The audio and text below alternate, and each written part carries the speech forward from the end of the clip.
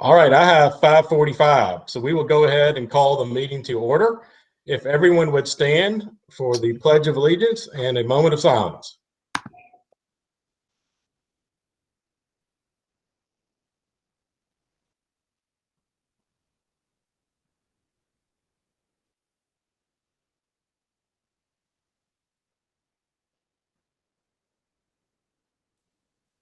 I pledge allegiance to the flag of the United States of America and to the republic for which it stands, one nation, under God, indivisible, with liberty and justice for all.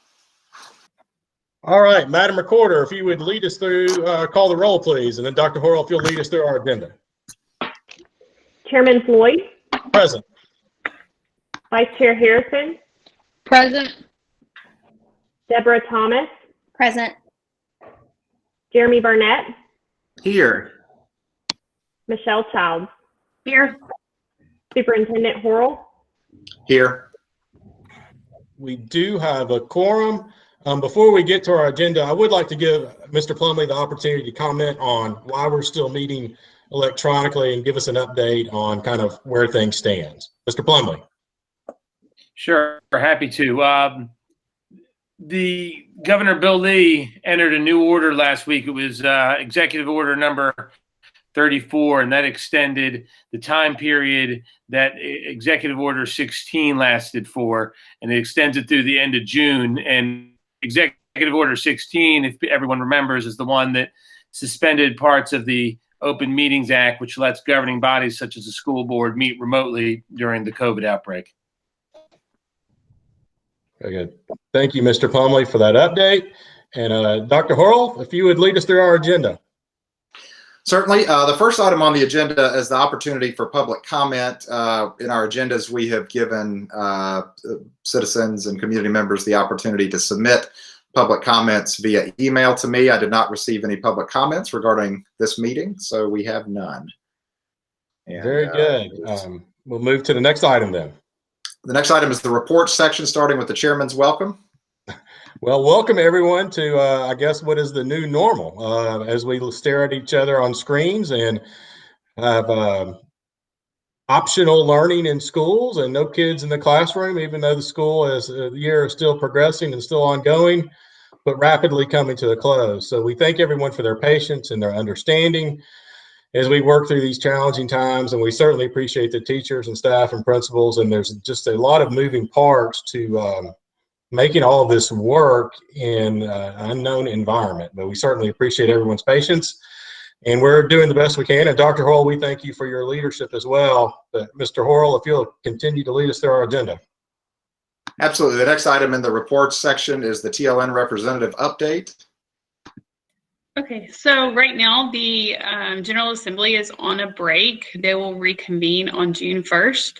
I will make mention that in between this break that the Davidson County Chancellor Ann Martin ruled that school vouchers are unconstitutional and cannot move forward while under appeal.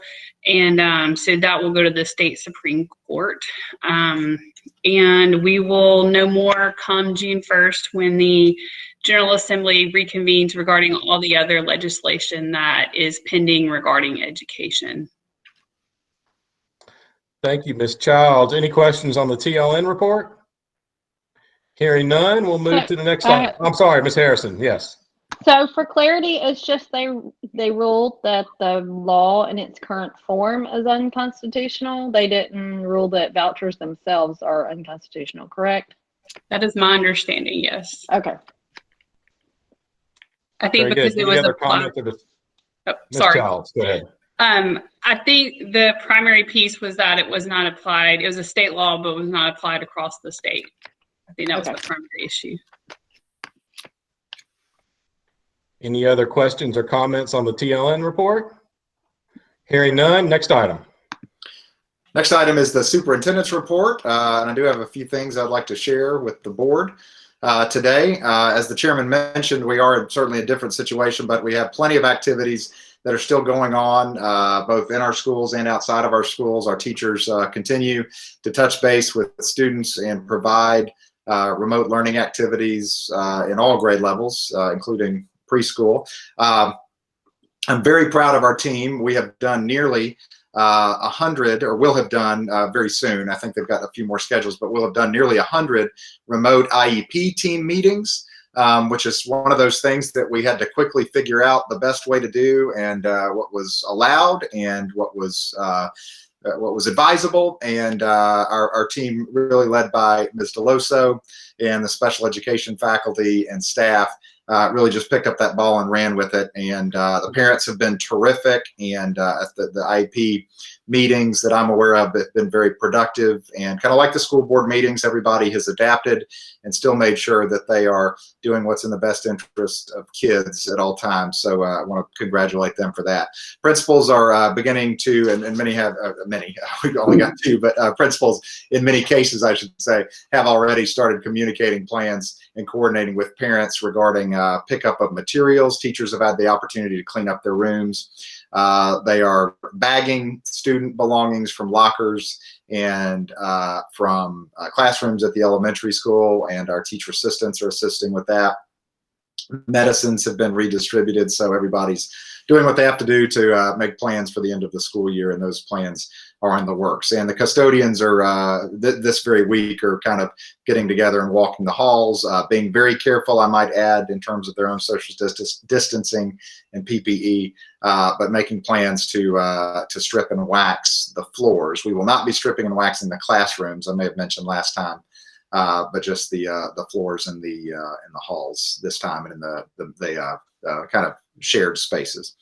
The middle school, I know, is finalizing their plans for their virtual promotion ceremony, which should be really nice, and I think the parents can expect to get some concrete announcements about that soon. But they've been making sure that they have all the releases that they need for student images to be used as part of that. And I also want to congratulate all of the students at Arlington High School, and especially call out our Lakeland students there at Arlington High School, who this week are picking up their diplomas. They had a drive-through part of their graduation ceremony where they picked up some things. They're walking across the stage, having that recorded as part of their own celebration. So we're definitely excited for those guys. There's never been anything like what's happening for the high school students this year, but from what I've seen, the students themselves, as they tend to do, are really having a great attitude about it, making the most of it, and I think realize that even though it's not what they wanted, maybe, it is certainly something special, and it is something different. So congratulations to them. We're certainly proud of them. As I said, there's a lot of work going on and or being scheduled in schools. In some cases, we're taking advantage of the time without the students. We've got some plans moving forward for a new upgraded ice machine in the middle school football concession stand. I've been doing a lot of work there with the Football Booster Club. That is funding that, and we definitely appreciate those contributions. We just wrapped up a bid for a walk-in cooler, freezer, and convection oven in the kitchen at Lakeland Preparatory School, and that is we're able to go ahead and get that taken care of. That will be additional facilities that are needed once the high school opens. And we're also very close. All the equipment is there, but very soon, if not this week, then next, we'll be installing emergency radio signal boosters for Lakeland Middle that we're paying for with school safety funds, and we're able to go ahead and get that started. Still a lot of human resources work in process. I'd say certainly the majority. We have a few more to hire, but most of the teachers have been hired for both schools. In fact, I believe Mr. Adler is finished at the moment, unless something else comes up. We have finalized our interviews for our technology support technicians, and some candidates will be getting news on those the early part of this week. At the same time, in addition to the things we're usually taking care of this time of year, we're having lots of discussions about what next school year looks like, which is probably an obvious thing to do and mirrors the national conversation. We have determined, I do have some good news. We have determined that we are in a position to send home every student in Lakeland school system with a Chromebook as necessary. We took an audit basically of the number of Chromebooks that we have at Lakeland Elementary, and we were just a handful away from having what we would need. And especially with the additional order that the school board approved at our special call meeting, that would give us enough extra computers where we could fill that even if we weren't able to get any other orders in. We are also ordering additional hotspots and increasing the amount of data allowed on those hotspots to unlimited data, just in case we do have to have students who are studying from home next year. I think everybody knows that's certainly a possibility that we would see more of that. What that looks like, we're not sure, but we're hoping for the best and planning for the worst, really. And I guess the worst would be that every student is at home learning remotely, but there are lots of options in between those two options. So I think probably chances are neither one of those is the way it'll be. It'll be some combination of those things. But the bottom line is I think every school system in America is trying to increase and improve their capacity for students to learn remotely. We had the high school, we had a great article in the Lakeland Currents that summed up a lot of this, but high school planning is really almost done. We're just wrapping up loose ends at this point, talking about some interior design touches and view frames and windows and kind of the more minor things, but really excited about kind of finishing up the design process for the high school and the very important time that is and what that means for our school system. So that concludes my regular report. If anybody has any questions. Question for Ms. Childs. Hi, do you know a percentage of how many of our students participated online? I guess, say the majority of the time or at all? Yeah, I don't. It's kind of hard to pinpoint. You can get like, particularly at the elementary school, it's harder. You can get how many hits there were to the remote learning hub. You can get how many unique hits there were, but that doesn't necessarily tell you how many students a student could use a different computer, a different IP address to do that. The sense that I got, especially from the first couple of weeks, is that it's roughly half, basically, that are you'd probably say are consistently, or an average of about half that are getting on there, on a regular basis and doing work. I think it kind of slides off here towards the end of the year. And frankly, if you're in the school, sometimes the amount of actual, work that they're accessing and turning in slides off a bit as you have end of year celebrations. And I think field day would have been tomorrow, maybe, I think I saw on the calendar. So some things like that, that might cause kids to say, you know what, or parents, we're going to take that day off that they normally would have. But I think a pretty good rule of thumb, though, is probably about half the students. Okay, yeah, I think probably at the elementary it is harder to measure, because I know I have a friend that she prints off like this whole packet, but they don't really get on because they're both parents are working. So I know sometimes it can be hard to judge when it's like the hybrid for the elementary with the packets and the online, but okay, just curious. Well, and we did that, and I'm glad you pointed that out. We did that by design. We tried to think through what will a student be able to do if they, don't have access to a computer all day. And the way the teachers are working ahead, you could very easily log in on a Monday and most likely print off the whole week's worth of work if you wanted to, and the kid doesn't get on the computer at all. So it kind of looks like one hit to the remote learning hub accessing that folder, and when in fact that parent, you could multiply it by 5 if you were trying to do a daily login. So it is a tough metric to kind of figure out. Yeah. Ms. Thomas.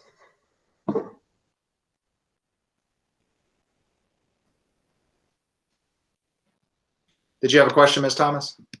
I did. I couldn't unmute. Okay. So, with the Chromebooks we're purchasing that will help us make sure all the elementary kids have one, do we still have enough for those extras in case of technical malfunctions and we have to replace one? Yeah, we do. So the order that the board just approved, going ahead and ordering now, basically at the end of 1920 instead of the beginning of 2021, is really kind of a new thing for us. We were finally in the position where we wanted to start refreshing, to make sure both that we have extras and also that we're staying ahead of the Chromebooks that eventually fall out of service. Now, technically, all the Chromebooks we have at the middle school should be good for another year. So ordering 200 more should be almost an embarrassment of riches, I guess, in terms of kind of going from not a whole lot of extra supply to a huge amount of extra supply that theoretically we don't really need. So when I say we factored that into the elementary school, what we did at the elementary school is over the years we've been building up the number of Chromebook carts that we have. So it's not, you know, really one-to-one in the classroom, but if you put those with the carts that we've purchased for LEAP students to use, and then I think we wound up being about 70, I think, short. I mean, I think we have the number of Chromebooks just down by about 70 at the elementary school without even dipping into the middle school selection. And if you consider the idea that we'd have the 200 extra plus the extras that we have already, we feel like in a worst case scenario, we'd still have enough to, before the end of a school year, say, here is a Chromebook for everybody, still with extras to support it. So I think that my hope and plan is that we would still go through and order some more, but I do have concerns about the availability of Chromebooks, and we got this first order in on time that I think we're going to be able to get them in, and I plan to order some more. But long story short, I think we'd be in a good position to start with every student in Lakeland school system having a Chromebook, which I wasn't sure about before the last meeting. We hadn't gotten all those numbers in, but so the issue then becomes the hotspots, and we can get access to the hotspots as well. So we're very fortunate. We're in a much, I think, better position than a lot of school systems, certainly. Yeah. I think Laura has a question. Yep, go ahead. Sorry. So I was wondering if you could give us an update on spring registration numbers, where that kind of has come in. I know y'all kind of at this point maybe make individual contact and things like that. Could you give us just an update on those numbers?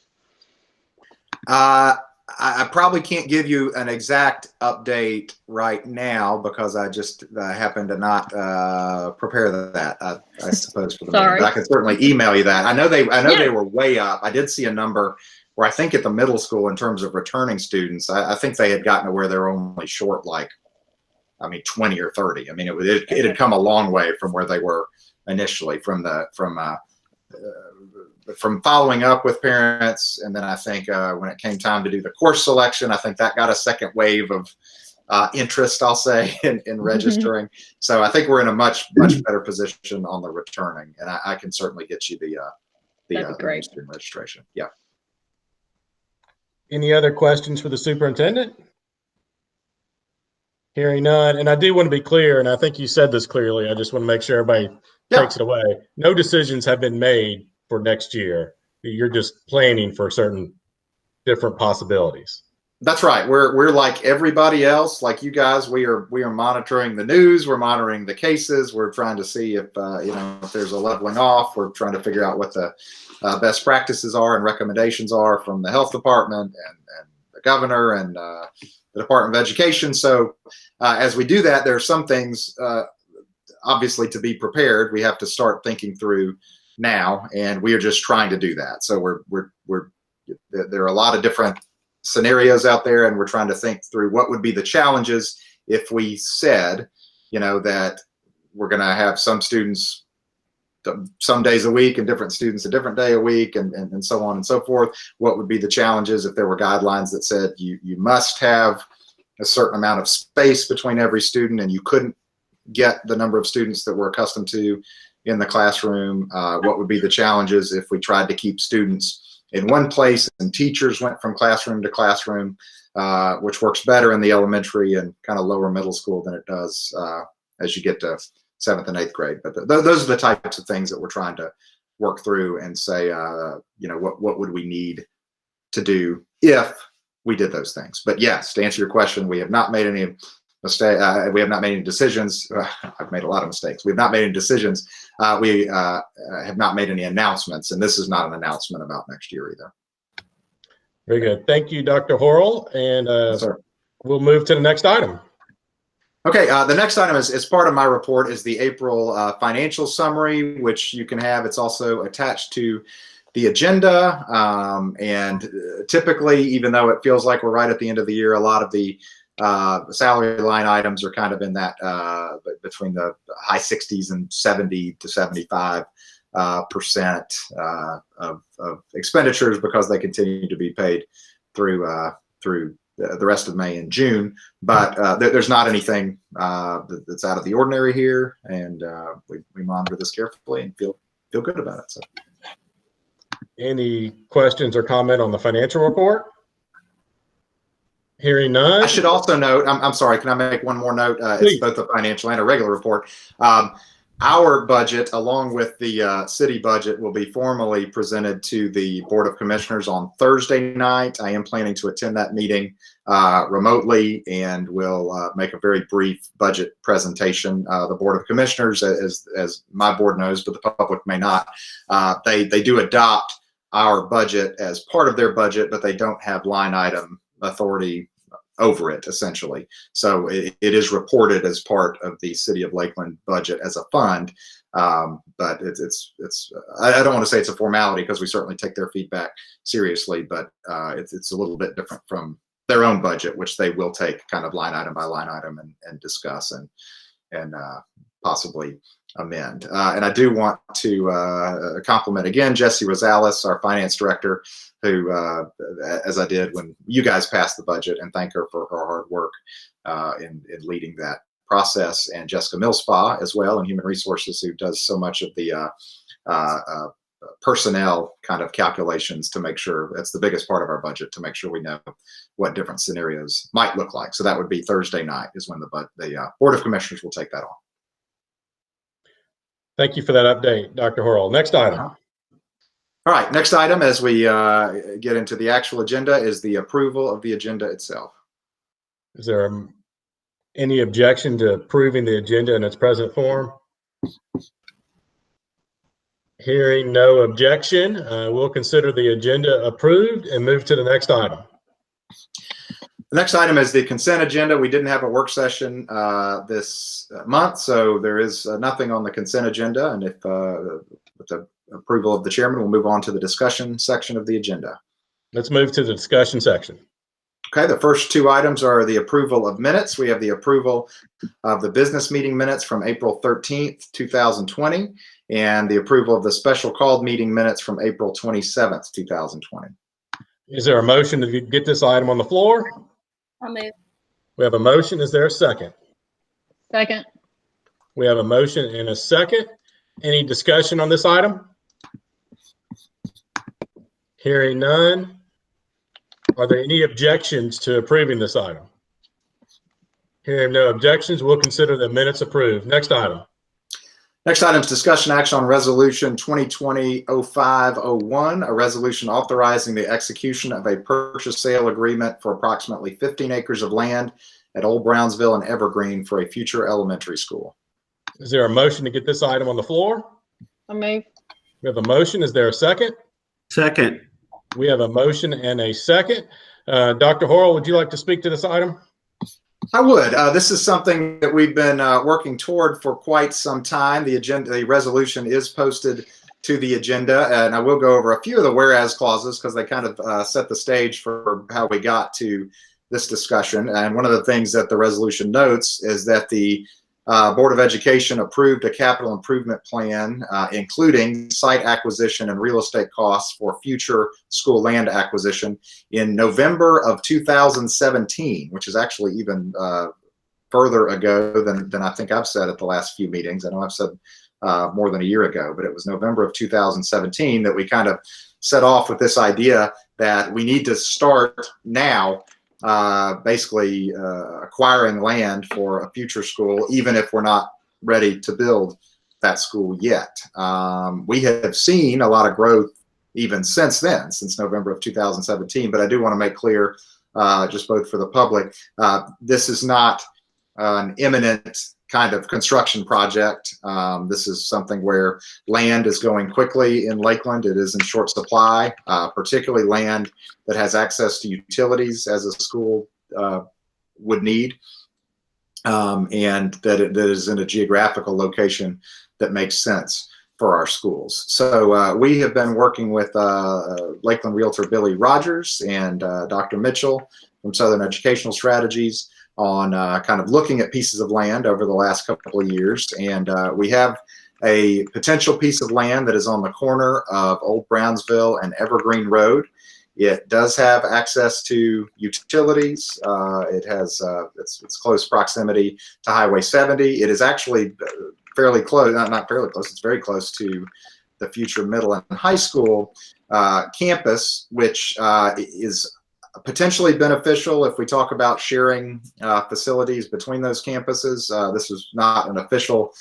decision, but we have talked about keeping all grade levels together and the possibility of our next elementary school possibly taking some of the grades from Lakeland Elementary, possibly the 5th grade from Lakeland Middle, and putting them into what we might call an intermediate school. And in that case, the schools being geographically close together would be an advantage. The whereas clauses also note that the Lakeland school system, after the approval of the capital improvement plan, set aside $1 million from its fund balance, and Ms. Rosales and I have both mentally and in some cases physically on spreadsheets basically set that money aside, knowing that we wanted to have it available for a future site. The Board of Education approved a budget amendment last month for acquisition of the land, and upon reviewing the options and identifying this piece of property, we feel like that there's 15 acres there that if we could get the price negotiated appropriately would be an asset to Lakeland school system and give us some a very good option to build a future school. So if that, hopefully that kind of sets it up, and I know you may have some questions. I've talked to board members individually about this, but if you have any questions you'd like to ask, I'd certainly be happy to try to answer them. And I'm sorry, let me clarify one thing. So what this resolution says is it authorizes the executive committee, and the executive committee is a state-created kind of concept, and it is the combined superintendent and school board chair. And this authorizes the executive committee to both negotiate and execute a purchase sale agreement. I can tell you we've already done some preliminary analysis just on land prices. I would not expect this 15 acres to go for any more than $25,000 an acre, and that would be kind of top end. I think it's very possible. So certainly we would try to negotiate the best price we could get, but I do want to point out that we will not need $1 million to purchase 15 acres of land. I just want to be clear about that. It's not 15 acres for $1 million. It's 15 acres at whatever per acre cost we negotiated, which even at $25,000 would be, I mean, well less than $500,000. So.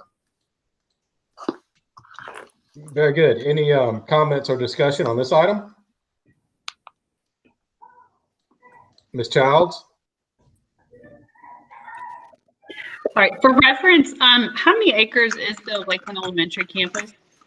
So Lakeland Elementary is 20 acres. So this is just about 5 acres smaller than Lakeland Elementary. And one of the things we did before we decided officially that it was even worth pursuing was have our partners at Renaissance Group do some sketches of how a school that size, and we are still talking about a size close to Lakeland Elementary that would be 50 classrooms and accommodate about 1,000 students, would lay out. They used because it is a little smaller, we had to try to maximize the space. They used a 2-story elementary school design to kind of model, and it laid out very nicely. In that case, it certainly was not the final layout, but we wanted to say, could you have parking space? Could you have a bus loop? Could you get 50 classrooms in there? And you could if you utilized a 2-story model. We have had some preliminary conversations with the owners, and they have suggested that they would be willing to keep detention drainage on their own property. The hope, I think, is for them to build a subdivision there, but regardless, they said they would furnish the detention, so we would not have to use that for our space. But Lakeland Elementary doesn't have on-site detention either, so I want to be clear about that. It would be about a 5-acre smaller site than Lakeland Elementary. Any other comments? Hearing none. Let's do a roll call vote. Madam Recorder, if you'd call the roll for the vote. Chairman Floyd, Yes. Vice Chair Harrison, Yes. Deborah Thomas, Yes. Jeremy Burnett, Yes. Michelle Childs. Yes. The motion passes unanimously. Dr. Horrell, next item. All right, next item is I'm sorry, I clicked off of it. The next item is discussion action on FY 19-20 budget amendment. Is there a motion to get this item on the floor? So moved. We have a motion. Is there a second? Second. We have a motion and a second. Dr. Horrell? I will, and I know Ms. Rosales would be relieved to hear me say this is the last 19-20 budget amendment that I plan to bring. It's even a little later than we would typically bring a budget amendment, but these are extraordinary times, and I think most of us are aware of the CARES Act, which is a federal stimulus and COVID-19 response act that appropriated money for local and state governments. And one of the things that's specifically laid out is an amount of money based on the Title I numbers in school systems throughout America. And it is basically designed, the CARES Act funds for schools are designed to reimburse schools for expenses that were incurred as a direct result of COVID-19, either as a part of emergency response for what we've been dealing with already and continue to deal with, or to help plan for the transition to online or remote learning for the next school year. So the state has already told us the amount of money that they've calculated that they believe Lakeland school system would receive, although they have not released this money to be spent. So my hope is to get, and we have checked this with our finance consultants with the state, my hope is to get ahead of the curve and go ahead and pass the budget amendment that would allow us to spend these funds literally just as soon as they are available for disbursement. So that's what this budget amendment is. It is actually a new kind of a line item. It says CARES Act grant funds, and we just have it in regular instruction equipment, which was what we would anticipate spending it on. But as the board members know, we would have the discretion to move that within that function as we saw fit. Very good. Any discussion on this item? Ms. Childs. Can you speak more to what it could be spent on? I assume, like you mentioned earlier, like hotspots, potential for more Chromebooks. Do you have any other ideas on what it would be used for? Yeah, that's a great question, and the state is actually still determining that.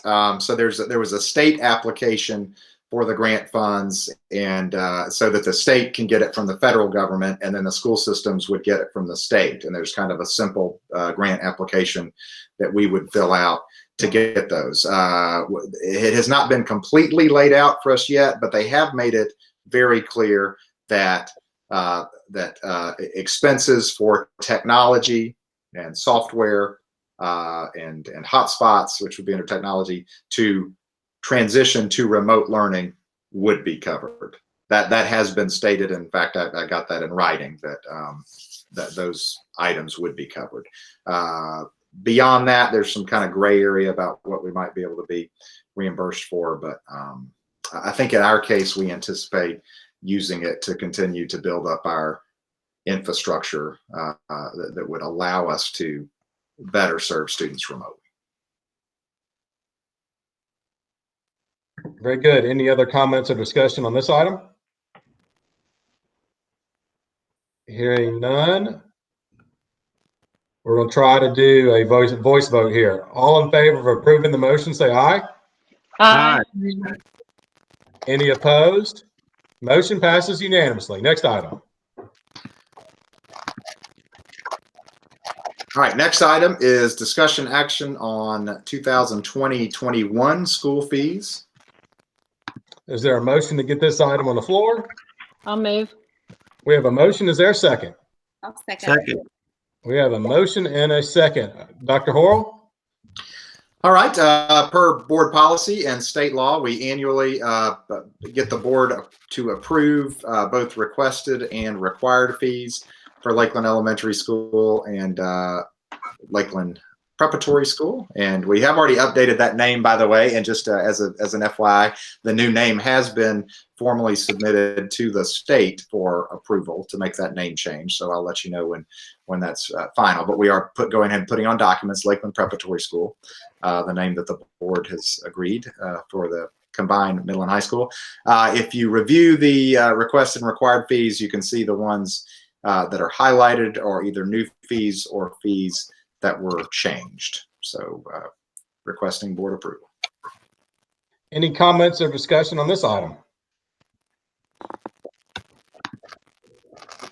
Hearing none. All in favor? Aye. Aye. Any opposed? Motion passes unanimously. Next item.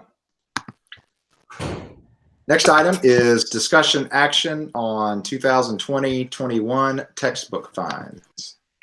Is there a motion to get this item on the floor? I'll move. We have a motion. Is there a second? Second. We have a motion and a second. Dr. Horrell? This is also per board policy, and these textbook fines are unchanged from the previous year, and just request approval on these. Any discussion on this item? Hearing no discussion, all in favor say aye. Aye. Any opposed? Motion passes unanimously. Next item.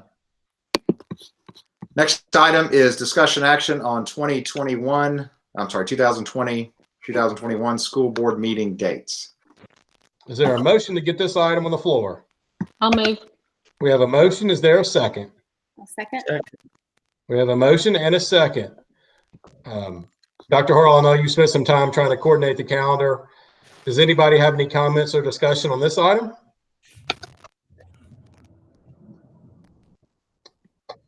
Hearing none. All in favor of approving the meeting calendar, say aye. Aye. Any opposed?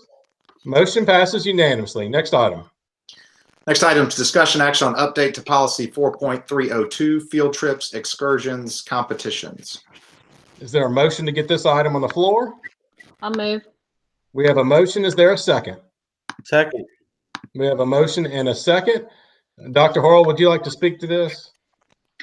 I would. So the thing that's changing on this, basically, it started as the original policy is kind of a simple, short thing, but there apparently had been some questions asked to our partners in the Tennessee School Boards Association about policies governing independently planned trips. And just to make sure everybody understands what we're talking about, excuse me, these are trips that are not uncommon in schools, particularly in middle and high schools, where, for example, a faculty member might work with a travel group and put together a trip that would be over spring break, fall break, perhaps over the summer, or even Christmas break. And that teacher, outside of their capacity as a school employee, would make this trip available to students. The students and their parents work with both the teacher and the travel company on the details. There is always language in there that this is not an official school trip and that the school system has no liability and that the students are doing this independently. But sometimes there has been some, I think, not at our school more than any other, but just kind of a question that would cause it to be asked is, this sure feels like it's an official school trip, and is this school sponsored, and what are the rules and what is the liability, just to be on the same page. So the TSBA made a recommendation.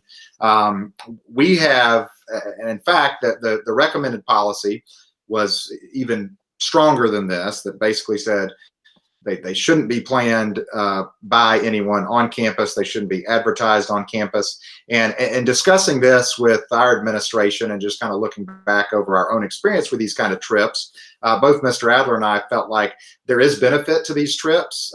They do provide opportunities for students to go with, you know, their classmates, and, you know, these are trips to Washington, D.C. We had one actually that got canceled because of COVID-19, but it had been planned through one of our faculty members acting outside of her responsibility as a faculty member, but they did have meetings on campus, and she was able to make it available to students on campus. So, and that was all with permission. What this policy does is basically clarify that. We took out the parts that said you can't advertise it on campus because we feel like you should be able to, but it does say very clearly that the school system is not liable for it, that if you miss days because of a trip like this, then it does count as an unexcused absence. So in other words, if you're planning to get back on Sunday, but you don't because your flight's canceled and you don't get back till Tuesday, you go into it knowing that you might be taking that risk. That is an unexcused absence. Those things don't happen if you're going on a cheer trip, for example, where that is a school-sponsored activity and you are with a school faculty member acting in that capacity. So I think this is a good change. It takes away the ambiguity. I think I feel like it's a good decision, and Mr. Adler did too, to not prohibit these type of trips, but just to put some parameters around them that hopefully will make it clear for everybody. Very good. Any discussion on this item? Mr. Burnett. So, Dr. Pearl, could you give me an example of a trip? Because when I first read this, I almost replied to you in an email striking through line 7 to the end. At first glance, this makes me very nervous to even put that we allow independently planned trips. But hearing you recommend it makes me want to hear more. Okay. Well, the fact of the matter is that we have had them, and schools have had them, and high schools where I've worked have had these trips. So if you've struck through all of it, you wouldn't be prohibiting them, basically. So at some point, you can kind of ignore them or pretend like they're not there. And the fact that they're not authorized, I think, could give you cause to say to a teacher, hey, what are you doing? This is not allowed. But they're just in this kind of gray area. So the example is, and what I've tended to see is the high school French teacher puts together a tour of France and Belgium, and they get with a travel company that organizes trips like this, and they say, if anybody wants to take a trip this summer to France and Belgium, I'll be leading it with this company, and the kids get on the plane together and they stay in hotels together, and they travel the sites in France that maybe they've studied in French class, and they're with their teacher, so they're getting extra kind of benefit from being with a teacher as well as with the tour guide.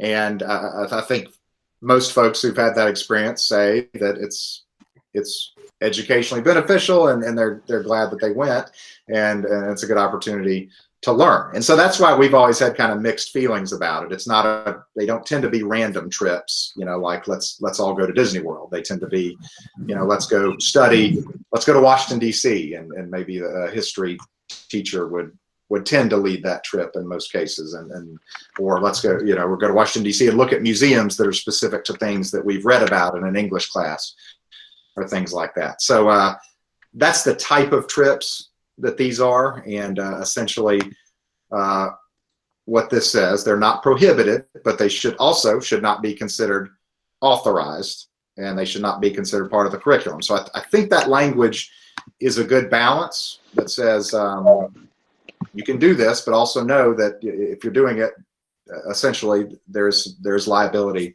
on your part. Okay. I'll speak for real second.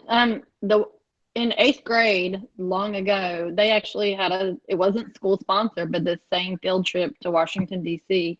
And as a student, it was a great educational experience to kind of have a day. Actually, it was a 3-day trip, fly there, and it was over spring break, I believe. And it was a really great educational opportunity when I was that age to go with my fellow students and other. There was, I believe, 2 school representatives that went with us too, that were just teachers that had arranged the trip, and it really was a good opportunity. And I still have the pictures, and we went to the Tomb of the Unknown Soldier and all kinds of things like that, where I've never been back again in my life. And had I not gone when I was in 8th grade, it was kind of a once in a lifetime deal. So I certainly think anything educational like that could be arranged independently and not necessarily a school sponsored trip is a great opportunity for students as far as broadening their learning. And Laura, I took one my senior year of high school that was a theater trip with fellow theater students, and there were 14 or 15 of us, and we saw 7 or 8 Broadway plays and toured New York, and it was very educational. Our teacher was with us, learned a lot, and but it was independent. And I think the language about this is not part of the curriculum also is what says you can't come back and give a test over it, and the kids that didn't go, you know, are punished or something. It kind of has to make it clear this is a separate thing. But I want to be clear. The board has the authority to say these are not allowed. And that this is a board policy. So that this is our recommendation would be to handle these this way, but it is certainly, you know, something for the board to consider. That helps my understanding a great bit. If I could ask Mr. Plumley to weigh in, his thoughts on, as worded here, especially the piece about the board shall not assume any liability. Eric, are you there? And you'll have to unmute if you are.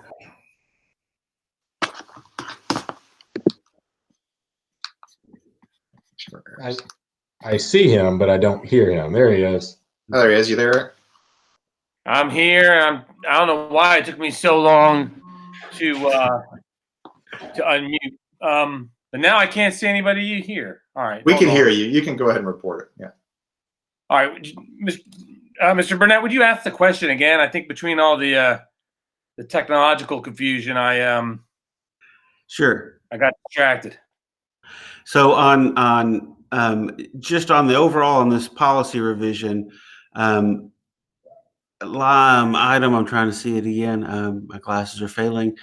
Line 17, it says the board shall not assume any liability. Does that satisfy you that having that in policy really does help isolate the board and the school system from any liability for an independently planned trip? I do. I think that whatever documents the kid, the student or the parent sign should reiterate that. All right. Well, thank you. My recommendation and thought was that this policy basically, and the nice thing about having it in policy, it could literally be handed out as part of the packet with, you know, with any one of these trips that happened. Sure. All right. Thank you. Mr. Chairman, that answers my questions.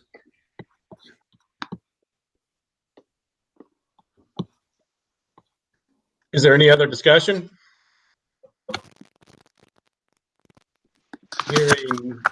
Hearing none, are we ready to vote? Yes. Hearing no objection, all in favor of approving the motion, say aye. Aye. Aye. Any opposed? Motion passes. Next item.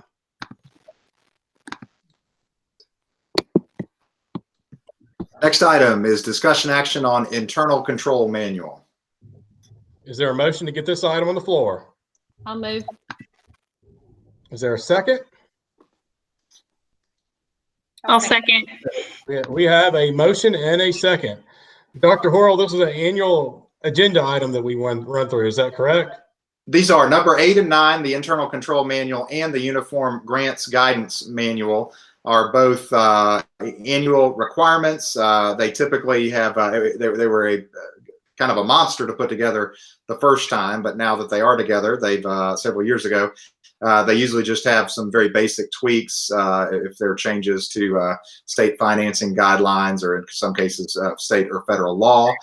Again, Ms. Rosales takes the lead on that and submits those to us. It is a thrilling read, I assure you, if you decide you'd like to review either of those documents. But I can tell you that both our audits have confirmed, and I think about certainly my own experience, we do have good internal controls in place. We continue to refine them. If we see weaknesses that we feel like in our internal controls, especially for having a small staff as we do, I'm really proud of the way our staff and our business operations folks make sure that we do things the right way, and that that we are minimizing and mitigating opportunities for fraud or theft or any of those things. But these are two separate items, but they are, as the chairman noted, just annual updates, and there's really not anything to speak of on either of these. Any comments and discussion on this item? Mr. Burnett. Just one, Dr. Horrell, on page 4 of that document, after the second highlighted item, prior to the school bookkeepers, and then you've added in or finance clerk placing the order. The next sentence says, once order is delivered and invoiced. Just for ease of read, could that say once an order or once the order? I think you're talking about the uniform. I'm looking at the wrong one. I'm sorry. That's okay. I'll save that comment till we get to the next one. I had the wrong document. Okay. Hold that thought. Any further discussion on this item? Hearing none. All in favor of approving this agenda item, say aye. Aye. Aye. Any opposed? Motion passes unanimously. Next item. Next item is the discussion action on approval of Uniform Grants Guidance, or UGG manual. And this One is of the great, kind of the great same song, different verse. Yep. Let's get a motion first. Is there a motion to get this item on the floor? We have a motion. Is there a second? Second. We have a motion and a second. Mr. Burnett, would you like to speak to this item? Actually, I have a question for the superintendent. Okay. On page 4 of this document, thank you, Ms. Harrison, for the correction there. After the second or finance clerk is added, it says once orders delivered and invoiced, the finance director processes checks for payment. Would it read better if it said once an order or once the order? I'm not sure anything is going to make this document readable, but I agree with you that sentence would be better. And I think if it's okay with the board, we could handle that as an administrative edit and not require an amendment. We could certainly do that. And Ms. Millspaw, would you make a note of that? Absolutely, I'll take care of it. Yeah. Thank you. But otherwise, the only thing we're that, adding in finance clerk, right, throughout the document. Yes, we added a position. One of the things that it requires is an organizational chart, and we did add an additional position to our business team, and so that has been noted in here and updated throughout. Ms. Thomas, you got a comment? In that same document on page 5, where we have the flow chart, we need an S in assistant. You see it, third block. I do. very good. That's another one. Dr. Horrell, can you handle that administratively? Absolutely. Very good. Thank you. Any other comments or discussion on this item? Hearing none. All in favor of approving this agenda item, say aye. Aye. Any opposed? The motion passes unanimously. Next item. Next item is a review of policy manual section 6 of the second half. As we know, this is just a bookkeeping note on the agenda that again acknowledges that we do have a process for reviewing and updating policies as necessary. I don't believe and that I do not have any changes to recommend at this time. I don't believe that item requires any action from the board unless Correct. There's any specific action a board member would like to take on it. Correct. Hearing none from the board. Dr. Horrell, next item. That is the last item on our agenda. Are there any announcements? We should go on record to say how much we appreciate our teachers, because Teacher Appreciation Week was last week. So thank you all for hanging in there. We do appreciate everything you do, every touch you have with our kids, every, reaching out, checking to see if they're okay, see if we're okay. I think you're just doing a great job, and something that none of us could have foreseen. You just really have taken it and run with it and been so creative and so helpful. So thank you. We appreciate you. I will second that without question. Any other announcements? I know we have, it's a strange time to have graduations, but there are several different methods of recognizing seniors this year going on, and we certainly appreciate those efforts and want to congratulate all of the seniors in Arlington, and especially the Lakeland kids who are graduating this year. Having said that, if there's no further announcements, is there a motion to adjourn? I'll move. We have a motion. Is there a second? Second. We have a motion and a second. All in favor? Aye. Aye. Any opposed? We are adjourned. Thank you, everyone. Good night.